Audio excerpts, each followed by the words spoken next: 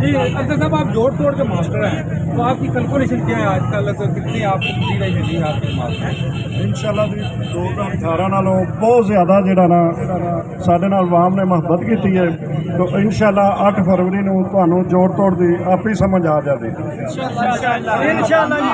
तो बाकी उलमाए कराम जो आपकी एक दीदी जमात भी है, तो उलमाए कराम कहाँ तक आपको आएगा?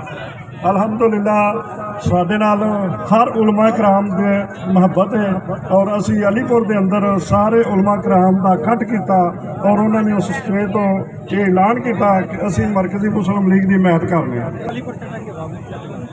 अलीपुर ਚੱਠਾ ਦੀ आवाम हमेशा साडे नाल मुहब्बत की है। ਜਿਹੜੇ भी मसले ਦੇ ਵਿੱਚ ਅਸੀਂ अगर खिदमत के मसले च निकले हैं तो उन्होंने साडे नाल तामन किया है।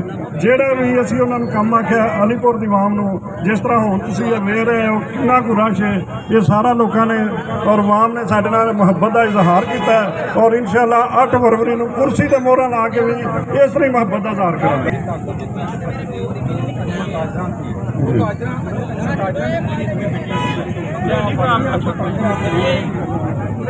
देखो इंशाल्लाह मुझे उम्मीद बहुत ज़्यादा है, क्योंकि मैं उनके अंदर से खड़ा हूँ, उनको और इतनी मजबूरी नहीं है, और मैं उम्मीद करता हूँ इंशाल्लाह वो अपने भाई को वोट देंगे, कुर्सी पे देंगे इंशाल्लाह।